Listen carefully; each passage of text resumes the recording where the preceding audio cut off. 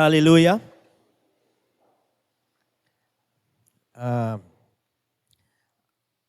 ang mga Kristiyano ay kilala sa biglang mapagmahal, di ba? Kaya tumayo po tayo. Tayo po tayo lahat.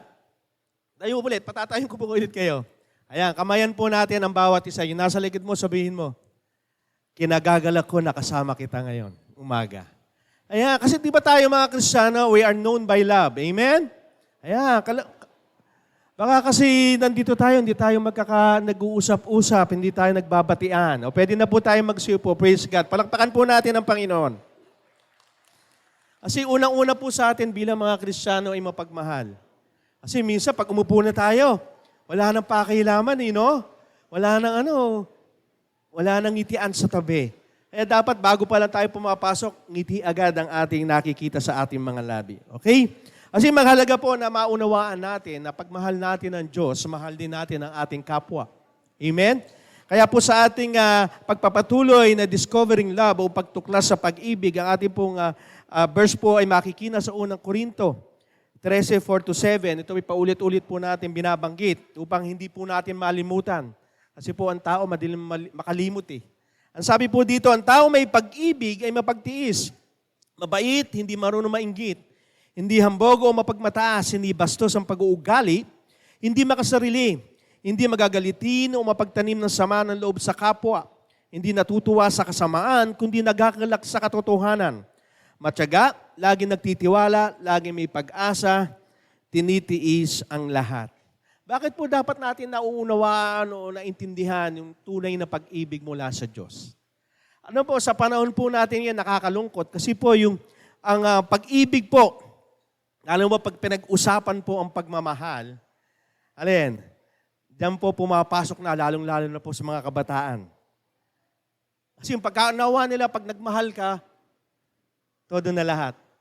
At nakakalungkot po, ayon po sa survey, alam mo, madalas ko po nasabi sa inyo, na marami po ang nabubuntis sa murang edad.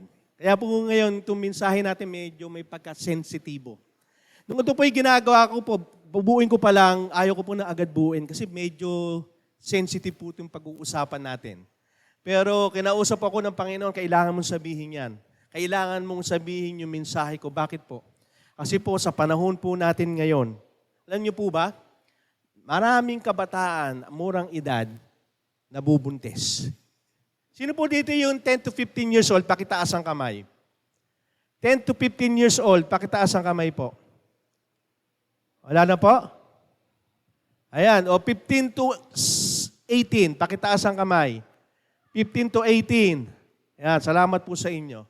Alam niyo kung bakit? Kasi po, sa pag-aaral po ngayon, lalong-lalo na po ang sa atin sa Pilipinas, ang pinakabatang na buntis po, 10 years old. Grabe, no? Yan po ngayon, ang nangyayari po. Yan po ang realidad. Kaya po itong ginagawa ko itong mensahe na ito, Lord, medyo sensitive po ito. Medyo pinagtatalunan nga ito sa gobyerno eh. Alam po bakit?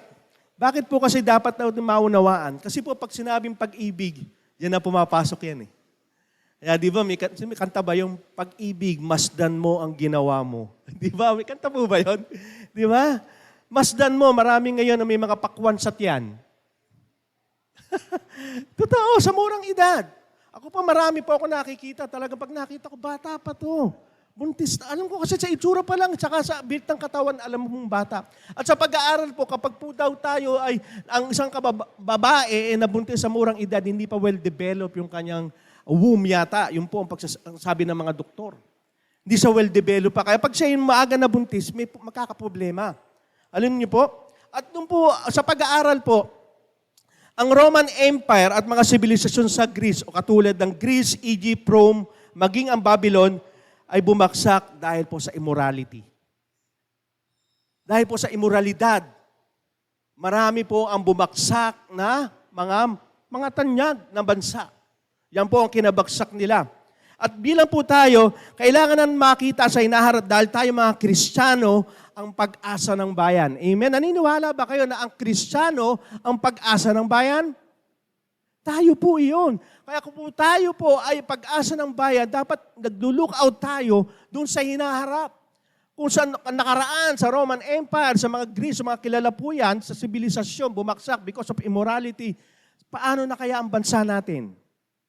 Kaya napakahalaga po na maintindihan natin, lalong-lalo na po ngayon, sa batas po ngayon, marami yung nagpapasa ng batas, di ba? Same-sex marriage, abortion, divorce. Nakakalungkot po. Yan po ang katotohanan.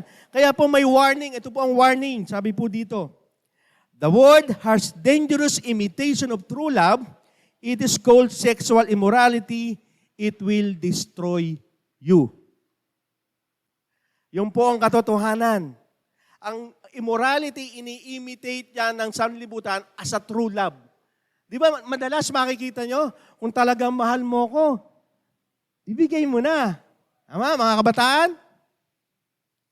Kung talagang mahal mo ko, edi ginagawa ng mga kasintahan yan. Kasi nga doon nakatingin ang true love ng mga sanlibutan.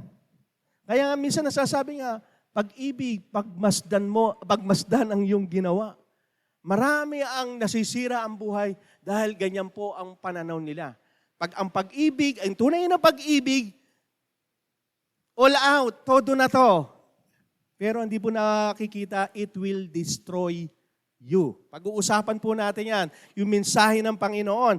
Kaya ngayong umaga may pagkasensitibo po ito, pero alam ko po, dahil sa pamamagitan po ng kapangyarihan ng Banal na Espiritu, not to condemn us, kundi to change us. Matuto tayo, mabago tayo ng Panginoon, lalong-lalo na po sa mag-asawa at sa mga kabataan. Kaya ngayong umaga po, ang ating pong biyaya ng Diyos ng kanyang mensahe ay true love is pure and selfless. Ang tunay na pag-ibig ay dalisay at hindi makasarili. Ang ating pong verse ay makikita po natin sa unang Juan 3:16. Sabi po dito, sa ganitong paraan nalalaman ang tunay na pag-ibig. Ibinigay ni Jesucristo ang kanyang buhay para sa atin. Kaya dapat natin ialay ang ating buhay para sa ating mga kapatid. Ano po nakita po natin dito? Tayo na yung nagkasala sa Diyos, pero yung mapabuti pa rin tayo, yun ang iniisip ng Diyos. Hindi niyo pa napansin? Tayo na ang may problema, tayo na ang gumawa ng kasalanan, tayo na ang nagrebelde sa Diyos, tayo na ang lumayo sa Diyos, tayo na ang nagbibigay ng baliwala sa Panginoon, pero sabi niya, ibibigay ko ang buhay ko para sa iyo at ganoon din ang gawin mo sa iyong kapatid, sa iyong kapwa. Napakadalisay at hindi makasarili. Tanungin ko po kayo, handa po ba kayo mamatay dyan sa katabi nyo? Tingnan yung katabi nyo. Nakahanda ka po ba niyang mamatay para dyan? O walang nakasagot, ano? Yun pa lang eh. Bakit po? Kasi maraming pagkakataon, makasarili na tayo, mamatay pa kaya? Para sa iba. Ang hirap po eh. Kaya doon pumapasok mo, di ba, mahalin mo ang iyong kapwa gaya ng pagmamahal ko sa iyo. Yung pagmamahal na gagamitin mo ay galing sa Panginoon upang magawa mo yung pinagagawa ng Diyos na kaya mong mamatay para sa kapwa mo. Dalisay at hindi makasariling pag-ibig. Yan po ang tunay na pag-ibig. Eh, maraming pag-ibig ngayon, ang laging nakatuon sa sarili. Kung talagang mahal mo ako, di ba? Hindi ibigay mo na. Kung talagang mahal mo ako, hindi kalabanin mo ang iyong magulang at sumama ka sa akin. Sa mag-asawa, ganoon din, di ba? Nagiging makasarili. Ayoko na sa'yo. Hiwalay na tayo.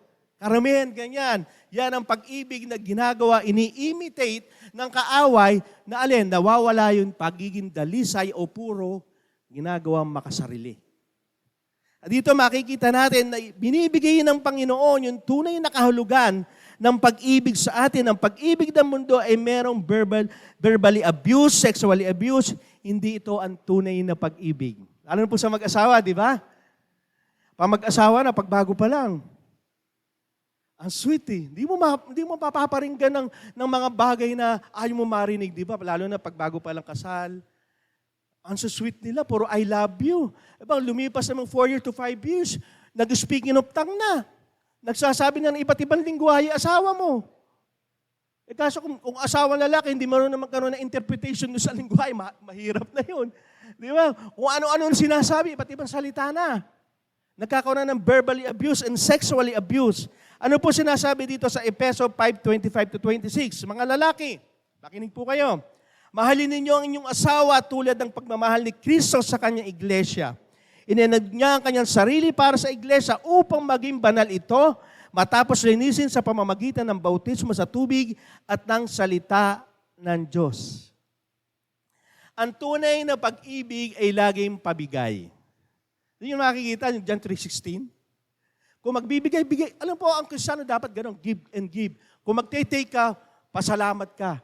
Pero karamihan po talaga, give ka ng give. Mahalin mo ang iyong asawa tulad ng pagmamahal ni Kristo sa kanyang iglesia. Ganun ang pagmamahal sa iglesia, church niya. At tayo, isa po tayong bahagi ng iglesia na kung saan nagmamahalan tayo.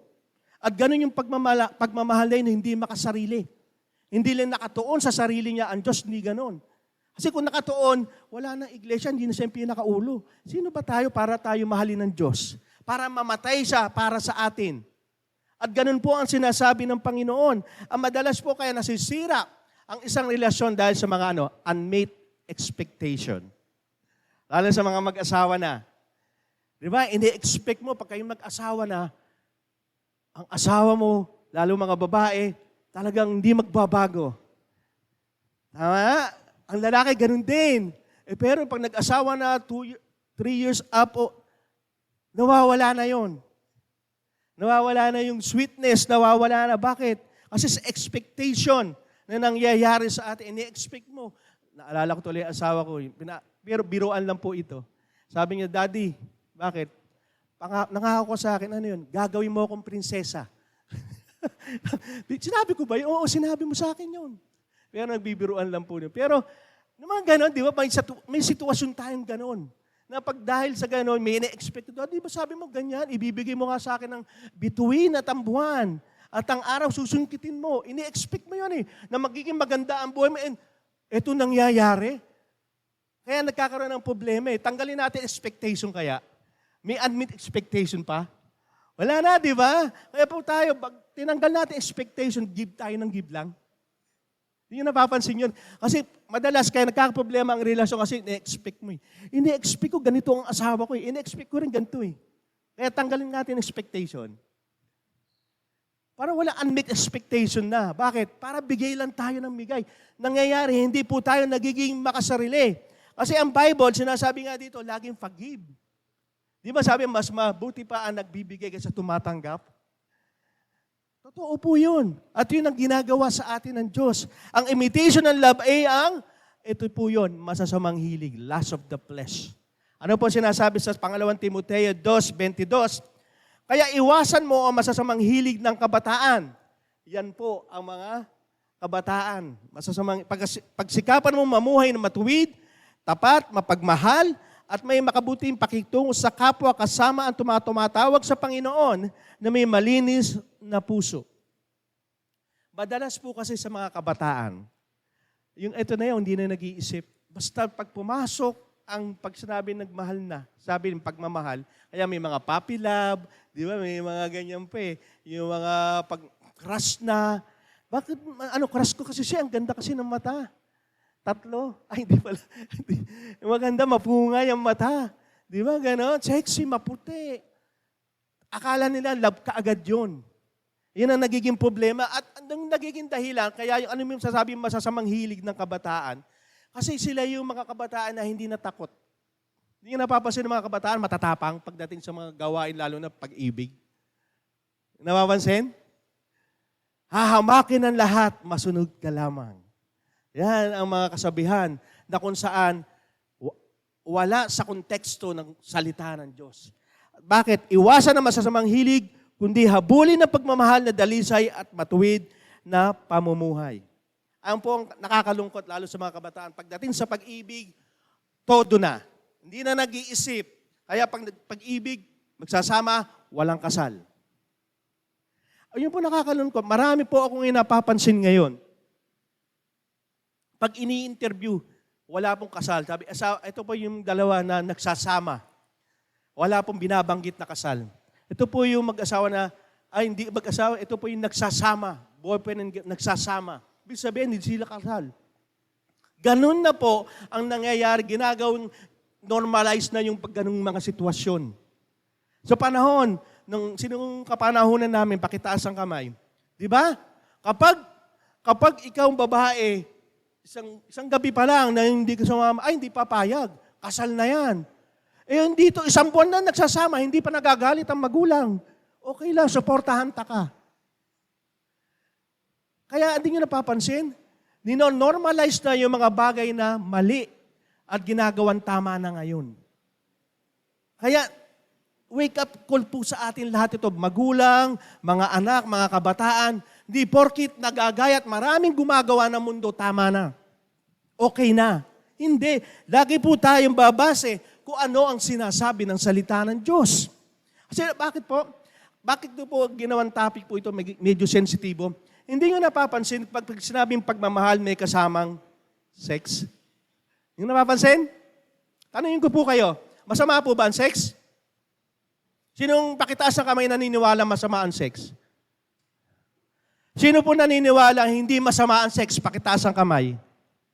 Oh, ano po, yung mga hindi nagtaas ng kamay, alanganin. O ulitin ko po sino po naniniwala na masama ang sex, pakitaas ang kamay? Sino po ngayon ang hindi naniniwala na hindi masama ang sex? Ayan. Yung iba, talaga abstain pa rin. Alangan, Pastor, doon ako sa gitna para walang sisihan. Alam niyo po, hindi po masama ang sex. Hindi po masama. Yan po yung regalo ng Diyos. Sabi nga, sex is God's gift within the frame of work of covenant love. Ito po ay nasaan? Pakikipagtipa ng pagmamahalan. Kasi nga, ini-imitate ang pagmamahal sa malayo sa tunay na pagmamahal ng Diyos. Dalisay at hindi makasarili. Ang ngayon, sa panahon ngayon, ini-imitate sa pamamagitan ng immorality. Yung pagiging makasarili. Basta yung damdamin ko mahalaga, mahal ko siya, mahal niya ako, tapos na. Wala nang iniisip sa paligid, lalo ang Diyos. At pag pumasok na yan, yung tunay na pag-ibig na sinasabi ng sanlibutan, dyan napapasok ang sex. Di ba ba? Kaya, pag-ibig, pagmasdan ng iyong ginawa. Ayan na. Marami ng kabataan ang hindi pa dapat nabubuntis, nagkakaroon ng ganyang problema. Ang tunay na pag-ibig ay dalisay at hindi makasarili. Kaya, kung ang sex ay hindi masama, pero ito ay alin? Unang-unang point, sagrado po ito. Sacred po ito. Kaya nga, hindi ito masama, pero, kasi hindi pala masama yan, hindi ganoon. Kaya nga ito is a covenant of love. Ito po ay pamamagitan ng Diyos at dalawa. Ito yung pinag-uusapan po natin, sagrado. Sabi po dito sa Mateo 19:4-6, sabi dito, sumagot si Jesus, hindi ba ninyo nabasa sa kasulatan na simula pa lang ng likhain ng Diyos sa mundo, ginawa niya ang tao na lalaki at babae. Take note lalaki at babae. Dahil dito, iiwan ng lalaki ang kanyang ama at ina, magsasama sila ng kanyang asawa at silang dalawa yung magiging isa. Hindi na sila dalawa, kundi isa na lang. Kaya hindi dapat paghiwalayin ng tao ang pinagsama ng Diyos. Yung sex po kaya, ginawa po kasi ng Diyos yan, connected siya. Hindi po lang bali sa dalawa. Unang-una, connected with God. Nilikhayan niya yan para saan? Babae at lalaki. Maliwanag po Wala pong sinabi ditong lalaki sa lalaki at babae sa babae, kundi lalaki at babae. Sacred lang po ito sa pamamagitan ng lalaki at babae. Nakakalungkot po ngayon, hindi lang sa tao kinakasal. Sa ibang bansa, kinasal saan? Sa buhaya. Kinasal saan? Sa pusa, sa aso. Ano yun? Yung immorality, ganun na po kasi ang tingin natin. Mahal ko kasi yung fit ko Ganun ba ang tunay ng pagmamahal? Kaya nga doon, dinidisip tayo ng kaaway na pagmahal mo, todo na, bigay mo na. Hindi, ano ba ang sinasabi ng salita ng Diyos? Ano ba? Kasi nga ito lalo pinag-uusapan ng sex, ito po yung sagrado. Hindi ito po basta-basta ginagawa ni numan. Unang-una ng babae at lalaki. Pangalawa, dapat hindi maghihiwalay pag nag-asawa. Magiging isa, hindi dapat maghiwalay. Pero nga, di ba, ngayon na may pinapasa na eh. Mayon na. Alin? Divorce. Annulment. Yung maya pag-uusapan natin bakit hindi dapat maghiwalay. Kasi bakit? Ang sex ay sagrado dahil ito ay may covenant love. Kaya sabi ko may covenant love ito. Hindi ito pinag-uusapan lang yung dahil mahal ko siya, kailan nag-usap. Hindi, laging kasama ang Diyos kasi siya yung nag-create itong sex na to. Ito yung nagbigay sa kanya para sa mag-asawa. Sabi dito sa unang Korinto, 6:16, hindi ba ninyo nalalaman na nakikisama sa masamang babae nagiging isang katawan? Nagiging iisang katawan. Nakasama niya sapagkat sinabi, ang dalaway magiging isang laman. Ang sex ay sagrado lamang sa mag-asawa. Yun po ang katotohanan. Hindi po dapat ito ginagawa outside the marriage. Kasi po, si Lord ang nagsabi nito, siya yung nagsabi, dilikain ko ang babae at lalaki, magsasama sila. Hindi yung sinabi ng Panginoon na magsama muna kayo and then, hindi. Una muna, pinagsama muna and then, ibinigay niya yon. Yung pinag-uusapan po natin. Kaya nagiging isa po sila. Kaya kung ikay nakikipagtalik sa labas ng marriage, ito hindi nagiging sagrado. Walang covenant, walang commitment. Kaya ngayon marami na ngayon ayaw magpakasal, nagsasama lang. Bakit? May nakausap ako, ang sabi, Pastor, ayoko na magpakasal. Ganito na lang. Walang commitment. Pag nagsawaan kami, okay, madali kaming umalas. Walang commitment, walang covenant of love. Pag kayo nag-asawa, kaharap nyo ang Diyos, kataka kayong dalawa. Kaya ako madalas akong kasama ni Pastor pag nagkakasal, talaga itinuturo niya yon. Sa mag-asawa, hindi lang yung mag-asawa, kundi si Lord ang witness din natin, yung covenant love ni Lord at ninyong dalawa. Kaya pag kayo ay nagsasama ng hindi kasal, walang commitment, walang covenant of love.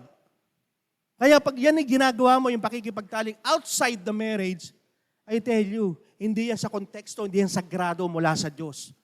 Kasi yan yung pinag-isa. Alam mo bakit pag ayaw ng Diyos na masasama sa iba't ibang mga babaeng papatol? Meron mo kasing soul ties. Alam niyo po ba yung soul ties? Yung po yung naka-encounter, nagkaroon ng EGR, nakaranas ng EGR. Pinag-uusapan po yan. Ano pa yung soul ties? Ano po yung mga espiritu na meron yung iyong makikipagtalik, magta-transfer sa'yo. Dalawa kayo. Kung ang yung babae o lalaki, meron siyang demonic manifestation sa kanyang buhay, lilipat sa iyo yun. Bakit? Kasi nagiging isa kayo. Akala nyo, hindi, katawan lang yan. Meron po nangyayari. Kaya nga, itong sex sa mag-asawa ay sagrado parang sa kilang dalawa eh. Kaya nga sacred ito eh. Kapag ito'y lumabas, lalo na sa iba't ibang babae, may magkakaproblema. Naranasan na po yan. Marami po nag-testify. Sabi niya, totoo yung pastor. Kasi nung ako po ay marami ako naging babae, yung buhay ko naging magulo. Dati hindi naman ako magagalitin, pero ako nagiging magalitin, basagulero, nagiging sinungaling na ako. Ang dami ko na nagawang kasalanan. Bakit? Because of the prostitute. Hindi ko po minaano ang prostitute hinahatulan, hindi po. Ang pinag-uusapan po kasi natin dito, yung nakukuha about dun sa pakikipagnig natin, lalong-lalo po sa hindi nating asawa. Yun po, may soul ties po nangyayari ka, ayaw po ng Diyos yun. Example na lang, pag walang commitment sa covenant love. Example natin sa mga mamimili. Pag ikaw namimili sa isang tao, namimili ka doon dahil ibibigay niya yung serbisyo niya, tama? Okay, mabibili ako ng karne. Naibibigay niya yung karne na yun sa akin, doon ako bibili, mura. Pero mula nang hindi na nga maibibigay yung hinihingi ko sa kanya, lilipat na ako. Tama po ba? Kasi walang commitment, walang covenant of love. Kaya ganyan na nangyayari sa maraming tao. Ayaw magpakasal, ayaw magkaroon ng commitment, lalo ng covenant love. Kasi gusto ng laya. Malaya akong mamili na lagi. Yun ang problema. Sacred ito, sagrado ito eh. Kaya pag tayo po ay pumasok sa sacred, lalo na sa mag-asawa, nag-asawa ka, yung kalayaan mo na talagang sa asawa lang yan. Kahit anong mangyari, tumaba man yan, pumangit man yan, mahal mo pa din dapat yan. Ganon. Kasi committed ka, covenant of love, hindi sa physical na katawan nakukuha, yung alin? Yung commitment tsaka yung pag-ibig mo. Example ko po yung kabataan ko. Talagang, ngayon ko po talagang sabi ko, Lord, ang dami kong kasalanan sa'yo. Kasi po anong kabataan ko, hindi po sa pagmamalaki, marami po akong naging girlfriend. Parang sama na tingin niyo sa akin, kaya naniniwala. Yung mga katotohanan. Parang ayaw niyo maniwala sa ako, no? Yun po. Kasi akala ko po kasi nung panahon na, lalong-lalo na, pag ikaw may itsura, lalo na kayo hindi naniwala, yung tag dito, natural lang yun, pag magandang lalaki ka, yung magbilang okay yan, tama? Sino mga magandang lalaki dito? Di ba? Ay, itas para hindi di ba? Yung mga ganon. Kasi natural lang yan sa mga lalaki, natural lang yan magbilang. Kasi natural yan. Pero bakit ayaw ng Diyos yan? Kasi hindi yan ang disenyo ng Diyos eh. Hindi yan, bakit? Kasi yan po ay magdadala sa'yo sa mga bagay na masisira ang buhay mo. At I tell you, totoo po yan.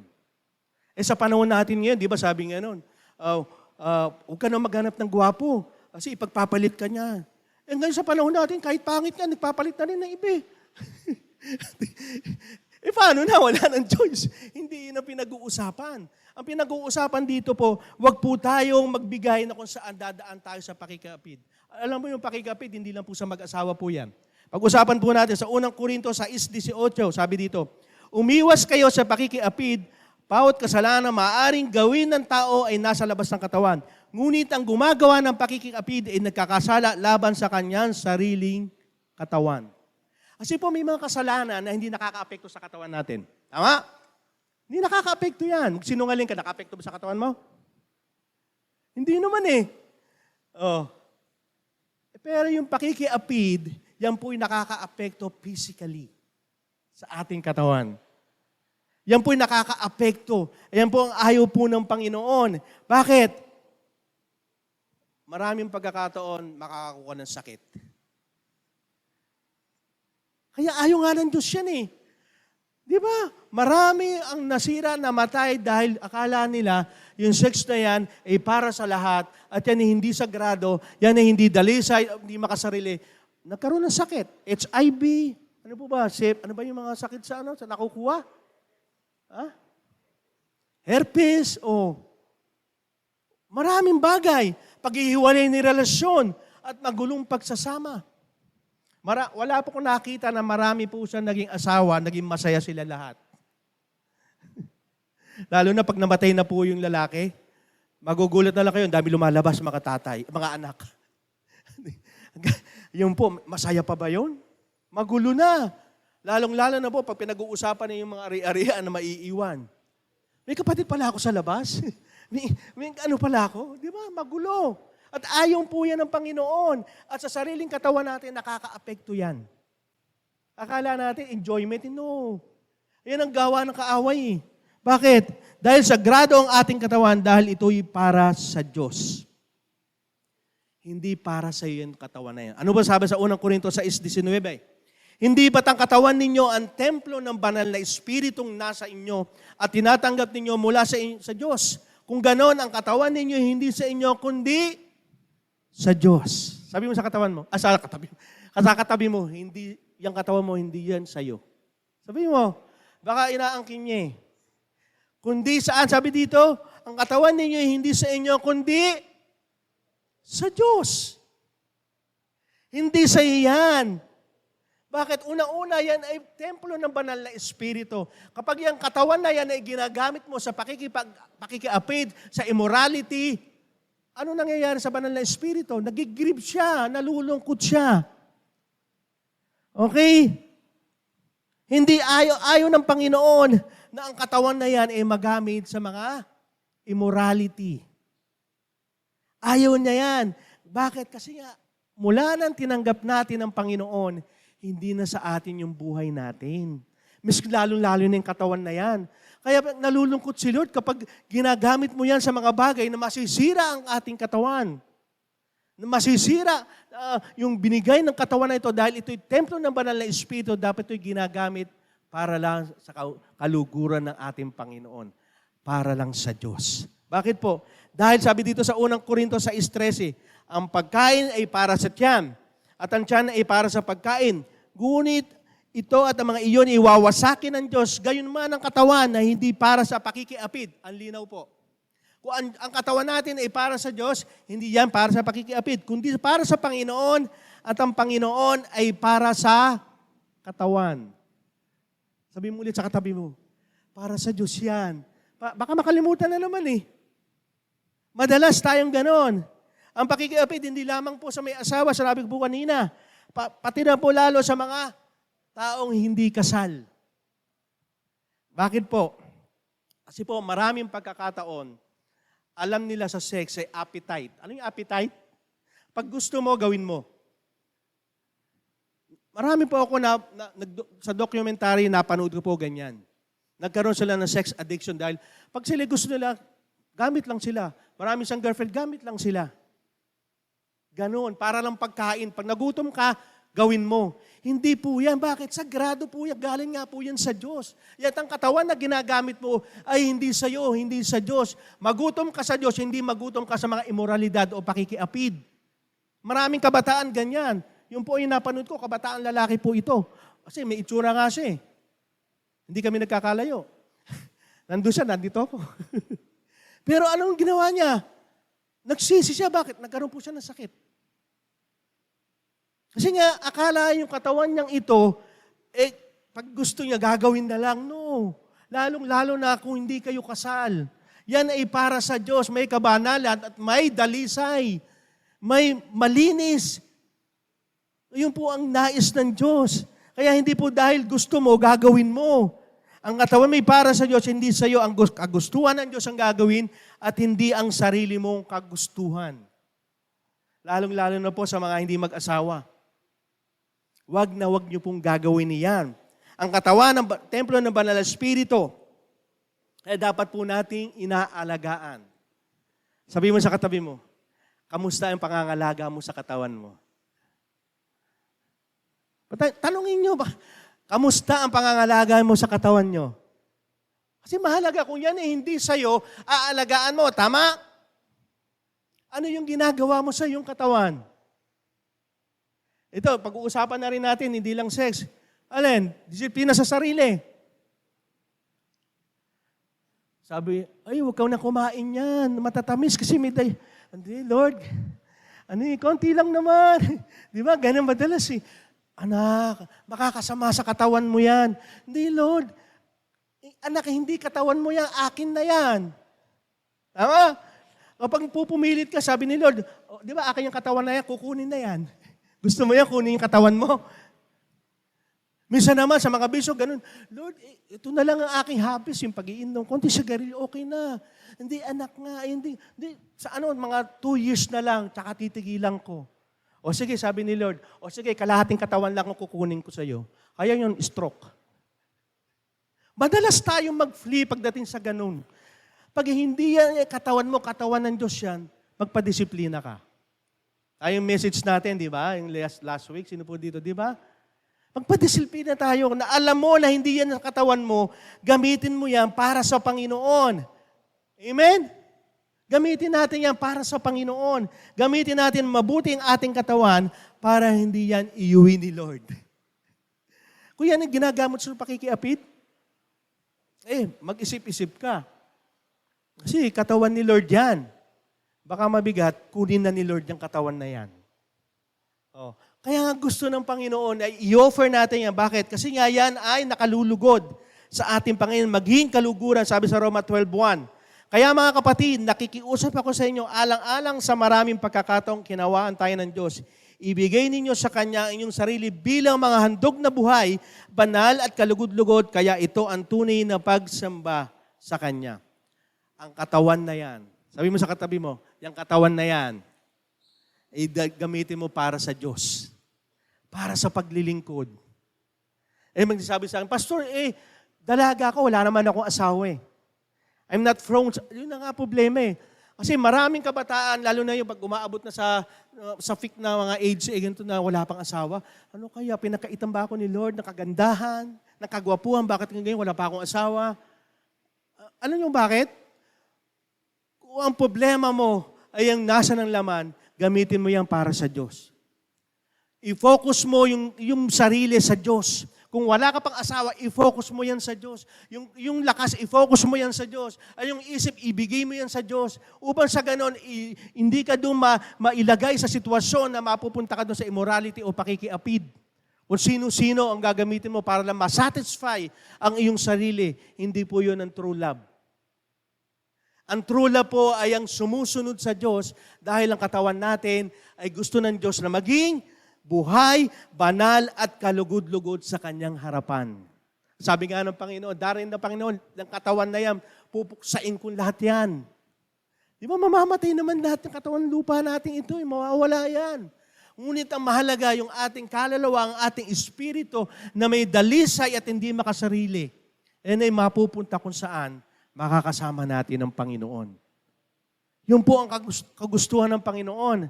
Kaya ang sex ay hindi masama dahil ito'y sagrado. Pangalawa, kasiya-saya at eksklusibo po ito. Exclusive lang po ito para lang sa mag-asawa. Yun po ang katotohanan. May magagalit po sa akin pero ito po ang sinasabi ng Panginoon. Ang sex po, blessing po ito sa mag-asawa. Ano po sinasabi dito sa Genesis 2:24? Yan ang dahilan na iiwan ng lalaki yung kanyang ama't ina at makikipag-isa sa kanyang asawa at silang dalawa ay magiging isa. Iiwanan nila ang kanilang mga magulang para ma-enjoy nila. Kaya kami pag ni Pastor Mike, pag nagkakasal, ang advice po talaga namin, pag kayong papakasal, humiwalay kayo. Yun po ang katotohanan. Kasi po, pag may kayong mag-asawa, nag-honeymoon kayo, nasa loob kayo ng walang privacy. Di ba? Nandun yung, bakit? Nandun yung competing relationship. Baka sabihin ni nanay, ni tatay, di ba? Masaya, hindi? Nagkakaroon ng competing relationship. Walang privacy. Nung sinabi po ito ng Diyos Ama kila Eva at Adan, meron na ba sila ng mga mother and father-in-law? Wala pa, di ba? May wisdom si Lord eh. Nung sinabi ito kay Eva at Adan, wala pa naman siya ng mother and father-in-law eh. Pero ito po, sinabi na, iiwanan ninyo. Ibig sabihin, yun talaga ang plano ng Diyos. Kaya pag kayo mag-aasawa, kung may pagkakataon talaga, hindi makahiwalay, pero sikapin nyo po na humiwalay po kayo sa inyong mga biyanan. Kasi po, darating ang panahon, hindi nyo po mai-enjoy yan. At dapat po yung mag-asawa parang pandikit, hindi maghihiwalay. Kaya hindi po talaga dapat disenyo ng Diyos na maghiwalay. Sino po dito yung kasama niya yung asawa niya? Pakitaas ang kamay. Ayan, marami. No? Sabihin mo sa katabi mo sa asawa mo, hindi tayo maghihiwalay. Natawa ba o sumimangot? Parang di ba agree? Yun po kasi ang disenyo ng Diyos. Ang sex po ay sagrado kasi kaya na-enjoy. Bakit po? Kaya nga sabi ko parang pandikit eh. Pag humawak kayo ng pandikit at ididikit nyo ito kung saan-saan, tapos ididikit nyo na sa gusto nyo idikitan, may dikit pa yung pandikit? Nawawala, di ba? Kasi naidikit na kung saan-saan eh. Ganun po yun. Kaya yung mag-asawa, para lang yung sex para sa mag-asawa, para ma-enjoy nyo. Kaya maraming mag-asawa, hindi na nai-enjoy kasi nga, naidikit nila sa kung saan-saan, wala na enjoyment. Pagdating sa asawa, ayoko na sa'yo, bakit? Hindi na ako nag-i-enjoy. Para ka mag-i-enjoy, naidikit mo na yung pagmamahal mo sa napakarami na. Kaya ayaw nga ni Lord na maghiwalay kung sino-sino. Bakit? Kasi exclusive lang yan para sa asawa mo. Tama po ba? Hindi dapat yan, kung sino-sino, lalo na sa mga hindi pa kasal, hindi po mai-enjoy nyo kasi yung sex na yan, yung kasal na yan, sagrado mula sa Diyos at mai-enjoy mo lang yan kapag nadong kasal, praying o dyan inilagay ng Diyos para lang sa mag-asawa. Totoo po yan. Kasi po, naranasan ko po yan. Nung ako'y naging Kristiyano, marami akong barkada, marami pong nag-iinom sa amin, lalo na pag hindi mo priority ang asawa mo. Sino nyo dito maraming barkada before? Ako po, marami akong barkada. Pagkakataon pa, nakita kami, lalo na po ako noon eh. Christian na ako noon. Kita kami. Sabi niya, pare, tagal ka na namin, hindi ka nakakasama. Si Mrs. magagalit. Alam mo naman, hindi na ako sa ganyang mga gawain. Pero naman, sandali lang. Yun na nga, asawa mo yung magagalit eh. Yun na nga. Kasi kayo, bihira ako makita, magalit na kayo. Ang asawa ko, lagi ko nakikita, magagalit sa akin. Di ba? Dito na, okay na sa inyo, wag na ako magalit kayo sa akin. Bakit? Priority din kasi natin ang asawa natin. Bilang mag-asawa, iisa na kayo. Maging masaya kayo, walang competing relationship. Wala yung barkada, wala yung yung biyanan, na lalaki o babae, mai-enjoy nyo. Kaya nga, yun ang plano ng Diyos, humiwalay kayo para ma-enjoy nyo, ma-exclusive nyo yung regalo ng Diyos. Lalo na po sa mag-asawa lang. Bakit? Kailangan mong piliin na maging masaya sa iyong asawa. Yun po ang katotohanan. Kasi po, marami po mga asawa, lalong lalaki, ayoko na, hindi na ako masaya sa asawa ko. Sinasabi ng Diyos, huwag mo hihiwalayan yan. Iisa lang kayo. Ano po sabi dito sa Kawikaan 5:18-19? Maging maligaya ka sa iyong asawa na napakasawa mo noong yung kabataan. Kasi tayo, pagkabataan, wow, ganda ng asawa ng kabataan. Nung medyo nagkadalawang anak na, 3 anak na, dahil na nagkakaproblema. Maganda siya at kaakit-akit gaya ng usa. Sana ay lagi kang lumigaya sa kanyang dibdib at maakit sa kanyang pag-ibig. Piliin po natin mahalin ang ating mga asawa sa anumang parte ng buhay niya. Kasi madalas sa lalaki ito, Hindi ko sa inaano, lalaki rin ako eh. Pag nakita natin medyo tumaba yung asawa natin, dating Coca-Cola, ngayon mucho na, ayaw na natin. Pag magkasabay na kayo sa, ayaw mo na isabay, mapagkama ng asawa ko eh. Di ba? Piliin nyo. Kasi sabi ng Panginoon, sagrado yan, enjoy mo yung mag-asawa. Sabi nga dito, piliin mo maging maligaya. Wala kang choice, piliin mo yan. Totoo po yan. Ako po, nung nag-pray ako sa Panginoon, sabi ko, kung maniniwala kayo, sabi ko, Lord, kasi nga, nagdaan ako sa kabataan talaga na medyo, maloko eh. Sabi ko, Lord, ang gamitin mo yung mata ko na ang asawa ko lang ang pinakamaganda pag nakikita ko. Effective, totoo po yun. Kayo mga kabataan, totoo yun. Kaya sinasabi ko sa inyo, kung kayo yung magkakaroon ng girlfriend, yun ang mapapangasawa nyo. Kasi nga, yun nga iniiwasan dito eh. Yung iba, sa dami kasi, si pastor, hindi ko pa ma-feel, yung walang spark. Yung mga kabataan, nakuha niya, walang spark, walang kuryente kung nararanasan. Kaya, namimili pa ako eh. Ang problema, sa kapipili, sa bungi napunta. Sa choosy, sobrang choosy mo, mali ang napuntahan. Kasi nga sabi ko sa inyo, ang pag-aasawa, lalo pag nag-uusapan po, ang sagrado po ito po ay covenant of love. Hindi pinag-uusapan dito yung baka sarili. Kasi namimili ako may gandang Alam niyo po, pag kayo mag-asawa na, diyan nalalabas ang problema. Akala niyo? 1 year, okay pa lang yan. Pero pag 2 years na yan, diyan na nagkakaproblema. Ang asawa ko pala, lakas pala maghilig. Pag naunahan ako, hindi na ako makatulog. Unahan na kami ng tulog ngayon. Bakit? Para umuhuli na parang Di ba yung mga ganon? May mga bad things. Siyempre, yung mga girlfriend-boyfriend pa, ilalabas mo yung bad things ng mga girlfriend-boyfriend nyo. Pag mag-asawa na kayo, lalabas na yan. Lagyan yung makakain na nakataas ang paa. Di ba? Ganyan ka pala, oo. Wala na kasal na kayo eh. Pero sabi ni Lord, piliin mong maging maligaya. Sabi mo sa asawa mo, piliin mong maging maligaya. Amen? Yun ang nais ng Diyos, maging maligaya ang bawat mag-asawa.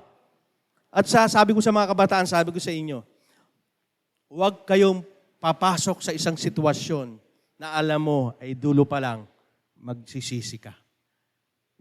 Pwede nyo gawin, umpisa pa lang magsisi na kayo. Ayaw mo nang gawin eh. Huwag sa bandang huli.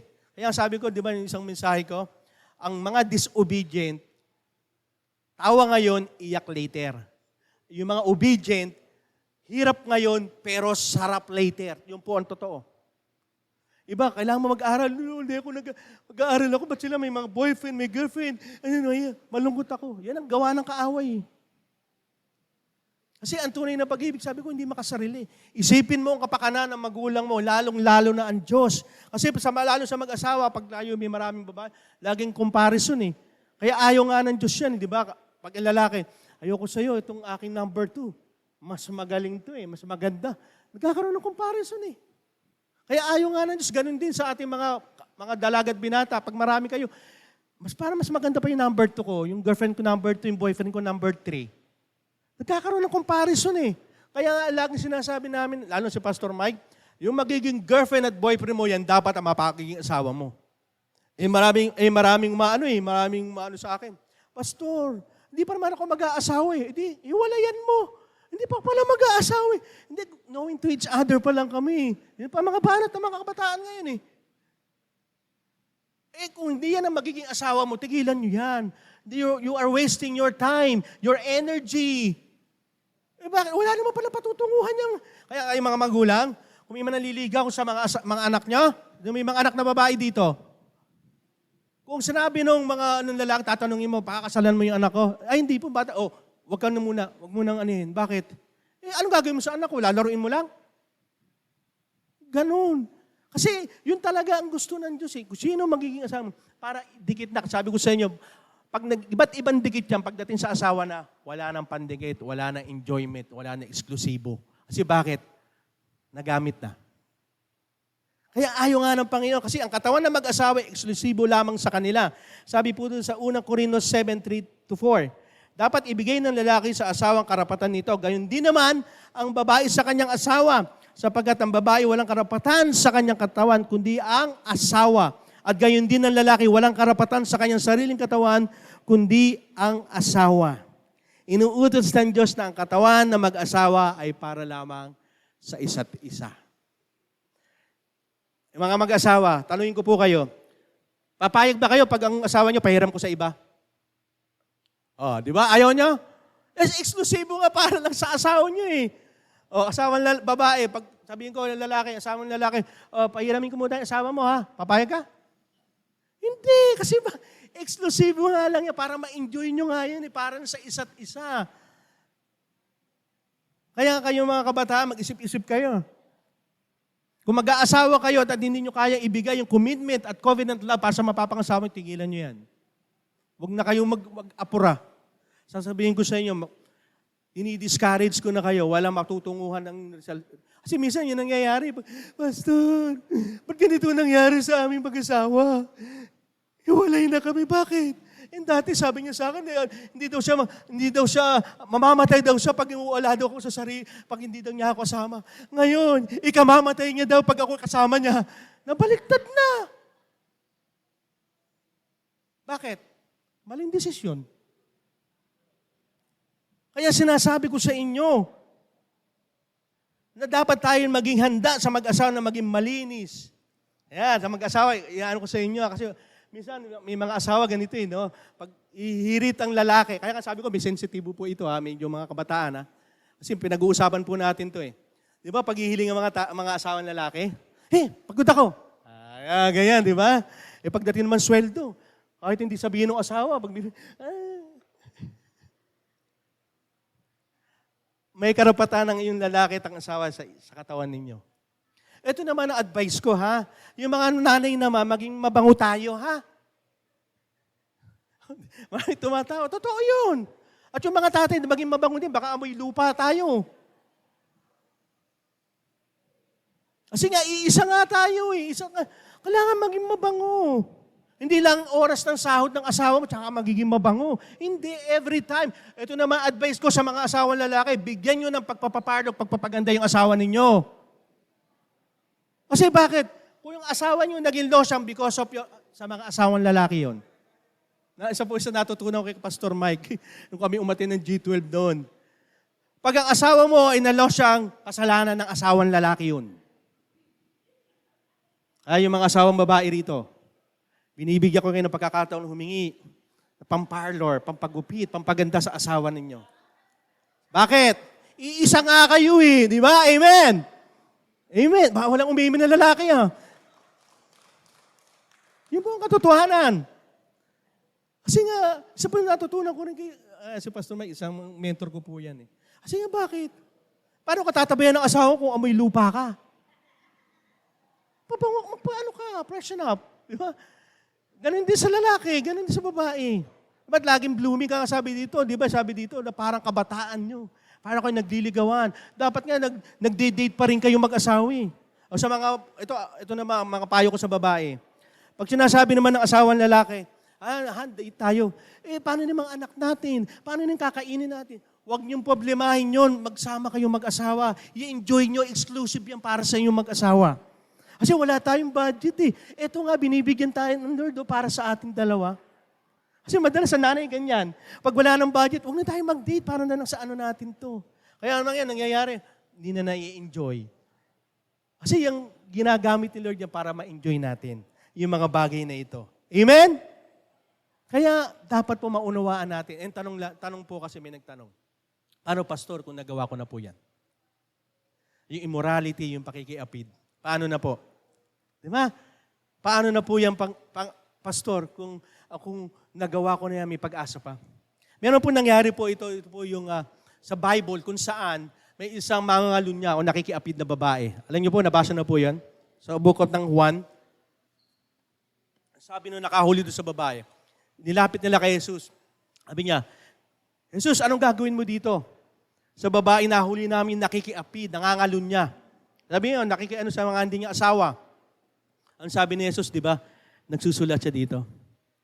Sabi ng Panginoon, ang unang bumato yung mga hindi gumagawa ng kasalanan. Hindi nagkasala. Siyang unang bumato. Kasi gusto na, ganun po kasi ang batas sa kanila.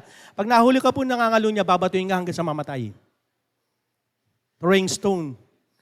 Sabi ni Jesus, sige, ang unang bumato yung hindi nagkakasala. Hindi nagkakamali. Ito po yung sinabi niya, pinaikli ko na lang po sa Juan 8:10-11, sabi dito, tumayo si Jesus at sinabi sa babae, babae, nasaan na sila? May humatol ba sa'yo? Sumagot ang babae, wala po. Sinabi ni Jesus sa kanya, hindi rin kita hahatulan. Maaari ka nang umalis, pero huwag ka na muling magkasala. Lahat po tayo nagkakamali.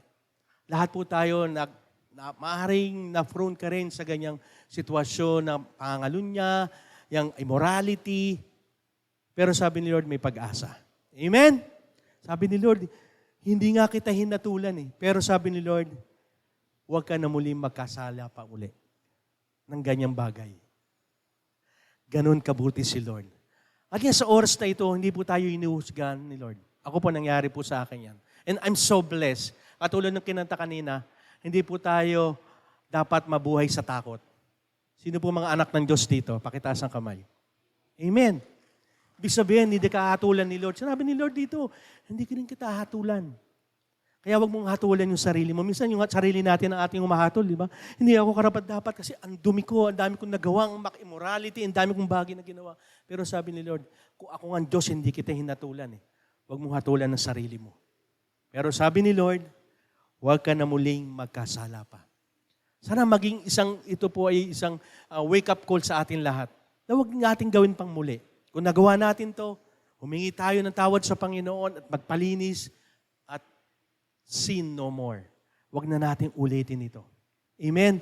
Tayo po yung mga anak ng Diyos para sa kabanalan at kalugod-lugod sa Kanyang harapan. Amen? Lahat po tayo lahat ay yumuko. Tayo po lahat ay manalangin.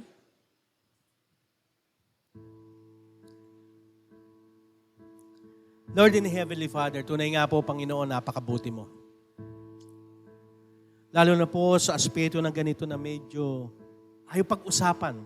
Sa iba nga, yung ganitong usapin ay nakakadiri, hindi dapat bigyan ng halaga. Pero Lord, ito po yung ginagawang instrumento ng kaaway. Lalo na po kaakibat yung pag-ibig, pagmamahal. Pag sinabing pagmamahal, dapat todo, ibigay lahat. Pero Lord, sinabi niyo nga po, Panginoon, mahalin namin kayo ng aming kaisipan, ng aming lakas, ng buong puso. Ibig sabihin, ganun din po sa tunay ng pagmamahal. Dapat nag-iisip kami. Dapat ginagamitan namin ng tunay na pag-ibig galing sa inyo. Minsan kasi ang kasinungalingan ng kaaway, pag tumibok ang puso, mahal na todo na, wala nang iniisip, lalong-lalo na po sa usapin sex, Panginoon. Ito po'y sagrado, galing po sa inyo. Pero ang sagradong ito, Panginoon, ay tunay na magbibigay sa amin ng pag-iingat. Na huwag kami makiapid, huwag namin gawin yung mga bagay na sexual. Labas po doon sa panuntunan ng mag-asawa. Sapagkat alam nyo, Panginoon, na magiging dahilan nito na kami nagkakasala sa inyo, lalong-lalo na po sa aming katawan, na nagdudulot ng anumang bagay na nakasasama. Isa narito ang sakit, magulong buhay, relasyon, Panginoon. Sapagkat sinabi nyo nga po, hindi dapat paghiwalayin ang pinagsama ninyo. Sa oras na ito, Panginoon, nagpapakumbaba kami. Sa oras na ito, wini-welcome ko ang lahat. Kung meron pa tayo nagagawa na ganitong sitwasyon, ilapit mo sa Panginoon. Panginoon, alam ng Diyos yan. Walang maililihim sa Kanya, taguman ito o hayag. Pero ang sabi nga ng Panginoon, hindi kita hahatulan. Pero wag mo nang muling gawin ang ganyang kasalanan. At ngayon, yung oras na ito, i-confess mo ito. Hindi para hatulan ka ng Diyos. Hindi para i-condemn ka ng Diyos. Kundi para linisin ka, yakapin ka, at muli maranasan ang pag-ibig ng Diyos. Kaya sa oras ito, kausapin mo si Lord sa pagkakataong ito. Alam ng Diyos yan. Alam niya ang lahat. Kaya lahat, ini-invite ko ang lahat na magkaroon ng bukas na puso sa Panginoon. Na nagpapakumbaba, Lord, tulungan niyo po ako, Panginoon. Alam ko po, Panginoon, nakagawa ko ng kasalanan, pakikiapid, immorality, lalong-lalo na po sa Panginoon, sa konteksto, Panginoon, na ang mag-asawa lang dapat ang gumagawa, pero Lord, nagagawa namin. Lord, tulungan niyo po kami, Panginoon. Ito po'y disipis ng kaaway. At sinabi niyo nga po, Panginoon, na mabuti kayong Diyos at hindi ko mo kayo hahatulan. Sapagkat kami nililinis mo, sapagkat kami mga anak mo, Panginoon.